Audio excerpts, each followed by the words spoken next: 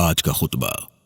تحریر فضیلت الشیخ حضرت مولانا پروفیسر محمد یوسف خان صاحب حفظہ اللہ تعالی، شیخ الحدیث و ناظم تعلیمات جامعہ اشرفیہ لاہور پاکستان۔ عنوان: فضائل حرم مکہ۔ الحمدللہ، ہر طرح کی حمد و ثنا اللہ ہی کے لیے سزاوار ہے، جو مالک دو جہاں ہے، جو ہم سب کا خالق و مالک ہے۔ وہی ہے جس نے مکہ کو حرم بنایا، جس نے مکہ کو ہم سب کے لیے مقدس ٹھہرایا۔ وہی ہے جس نے مکہ مکرمہ کو دنیا بھر کے مسلمانوں کے لیے زیارت گاہ بنا دیا۔ وہی ہے جس نے مکہ مکرمہ کو حج کے لیے مقرر فرمایا۔ میں گواہی دیتا ہوں کہ اللہ کے سوا کوئی الہ نہیں، وہ واحد ہے، اس کا کوئی شریک نہیں۔ میں یہ بھی گواہی دیتا ہوں کہ حضرت محمد مصطفیٰ صلی اللہ علیہ وسلم اللہ کے بندے اور اس کے آخری رسول ہیں۔ بعد ازاں حضرت عیاش بن ربیعہ مخزومی رضی اللہ تعالیٰ عنہ سے روایت ہے کہ رسول اللہ صلی اللہ علیہ وسلم نے فرمایا، میری امت جب تک اس حرم مقدس کا پورا احترام کرتی رہے گی، ادائیگی و حرمت و تعظیم کا حق ادا کرے گی، خیریت سے رہے گی، اور جب وہ اس کے احترام کو ضائع کر دے گی تو برباد ہو جائے گی۔ اسے امام ابن ماجہ نے روایت کیا ہے۔ میرے پیارے اسلامی بھائیوں، خانہ کعبہ کو اللہ تعالیٰ نے اپنا مقدس بیت یعنی گھر قرار دیا۔ اسی نسبت سے شہر مکہ کو، جس میں بیت اللہ واقع ہے، حرم قرار دیا گیا ہے۔ گویا جس طرح دنیا بھر کے گھروں میں کعبۃ اللہ کو اللہ سے خاص نسبت ہے، اسی طرح دنیا بھر کے شہروں میں مکہ مکرمہ کو اللہ تعالیٰ کی نسبت کا خاص شرف حاصل ہے۔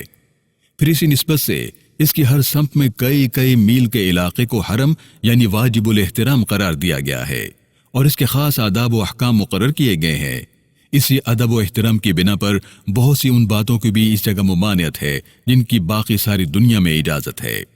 مثلاً حدود حرم میں کسی کو شکار کی اجازت نہیں، جنگ اور قتال کی اجازت نہیں، درخت کاٹنے اور درختوں کے پتے جھاڑنے کی اجازت نہیں۔ اس علاقے کی حدود پہلے حضرت ابراہیم علیہ السلام نے معین فرمائی تھی، پھر رسول اللہ صلی اللہ علیہ وسلم نے اپنے عہد میں انہی کی تجدید فرمائی۔ اب یہ پورا علاقہ گویا بلد اللہ الحرام کا صحن ہے، اور اس کا وہی ادب و احترام واجب ہے جو اللہ کے مقدس شہر مکہ مکرمہ کا ہے۔ آغاز میں ارشاد نبوی سے واضح طور پر معلوم ہوا کہ جب تک حرم کی تعظیم اجتماعی حیثیت سے امت میں باقی رہے گی، اللہ تعالیٰ اس امت کی نگہبانی فرمائے گا، اور جب امت کا رویہ مجموعی حیثیت سے اس بارے میں بدل جائے گا تو اس کے نتیجے میں تباہیاں اور بربادیاں اس امت پر مسلط ہو جائیں گی۔ میرے پیارے اسلامی بھائیوں، آج کے دور میں سفر کی سہولتوں اور بعض دوسری وجوہات کی بنا پر اگرچہ حج کرنے والوں کی تعداد بڑھ گئی ہے، لیکن وہاں ساری دنیا سے جو مسلمان آتے ہیں ان کا طرز عمل بتاتا ہے کہ بیت اللہ اور حرم مقدس کے ادب و احترام میں امت کے اندر بحیثیت مجموعی کمی اور کوتاہی آ گئی ہے، اور بلا شبہ یہ بھی ان اسباب میں سے ایک اہم سبب ہے جن کی وجہ سے امت مشرق و مغرب میں اللہ کی نصرت و نگہبانی سے محروم نظر آتی ہے۔ حضرت عبداللہ ابن عباس رضی اللہ عنہما سے بخاری اور مسلم میں ایک طویل روایت منقول ہے جس میں تفصیلاً حرم کے آداب بیان کیے گئے ہیں۔ حضرت عبداللہ بن عباس رضی اللہ عنہما فرماتے ہیں کہ فتح مکہ کے دن رسول اللہ صلی اللہ علیہ وسلم نے یہ بھی اعلان فرمایا کہ یہ شہر مکہ اللہ نے اس کو اسی دن سے محترم قرار دیا جس دن زمین و آسمان کی تخلیق ہوئی، پس یہ علاقہ اللہ کے حکم سے قیامت تک واجب الاحترام رہے گا، اور مجھ سے پہلے اللہ تعالیٰ نے اپنے کسی بندے کو یہاں قتال کی اجازت نہیں دی، اور مجھے بھی دن کے تھوڑے سے وقت کے لیے اس کی عارضی اور وقتی اجازت دی گئی تھی، اور وقت ختم ہو جانے کے بعد اب قیامت تک یہاں قتال حرام ہے۔ اس علاقے کی خاردار جھاڑیاں بھی نہ کاٹی جائیں، یہاں کسی شکار کے قابل جانور کو پریشان بھی نہ کیا جائے، اور اگر گری پڑی چیز پر نظر پڑ جائے تو اس کو وہی اٹھائے جو قاعدے کے مطابق اس کا اعلان اور تشہیر کرتا رہے، اور یہاں کی سبز گھاس بھی نہ اکھاڑی جائے نہ کاٹی جائے۔ ان ارشادات نبویہ کے سننے کے بعد آپ صلی اللہ علیہ وسلم کے چچا حضرت عباس رضی اللہ تعالیٰ عنہ نے عرض کی، اس ذخیر گھاس کو مستثنی فرما دیجئے، کیونکہ یہاں کے لوہار اس کو استعمال کرتے ہیں اور گھر کی چھتوں کے لیے بھی اس کی ضرورت ہوتی ہے، تو آپ صلی اللہ علیہ وسلم نے اس ذخیر گھاس کو مستثنی فرما دیا۔ حرم مکہ کی حدود مختلف اطراف سے کچھ اس طرح سے ہیں۔ مدینہ منورہ کی جانب سے مکہ معظمہ سے 3 میل کے فاصلے پر مقام تنعیم ہے، بعض نے یہ فاصلہ 4 میل لکھا ہے۔ جیسا کہ ابو محمد بن ابی زید مالکی نے النوادر میں لکھا ہے۔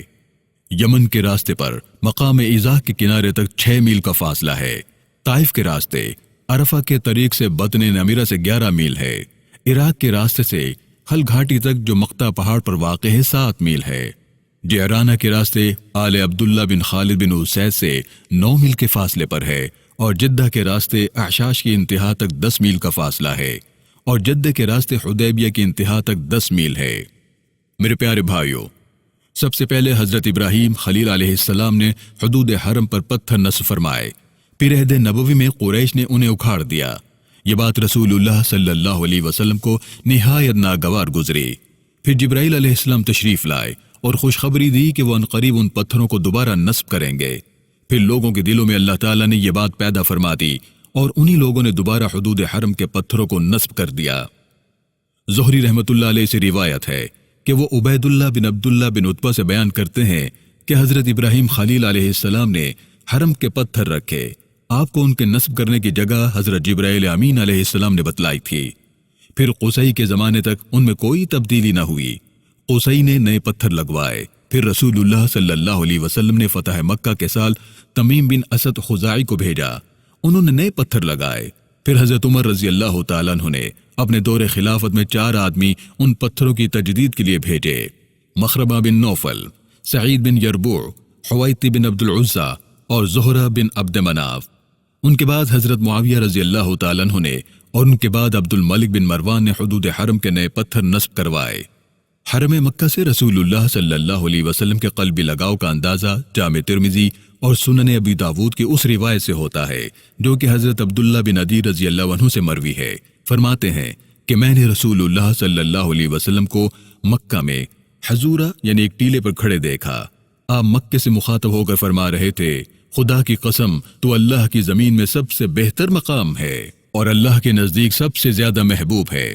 اگر مجھے یہاں سے نکلنے یعنی ہجرت پر مجبور نہ کیا گیا ہوتا تو میں ہرگز تجھے چھوڑ کر نہ جاتا۔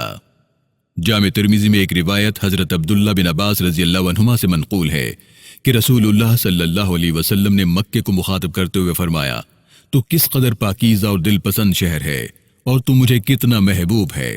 اگر میری قوم نے مجھے نہ نکالا ہوتا تو میں تجھے چھوڑ کر کسی اور جگہ نہ جاتا۔ اللہ رب العالمین ہمیں بار بار حرمین شریفین کی زیارت نصیب فرمائے، آمین۔ والسلام علیکم ورحمۃ اللہ وبرکاتہ۔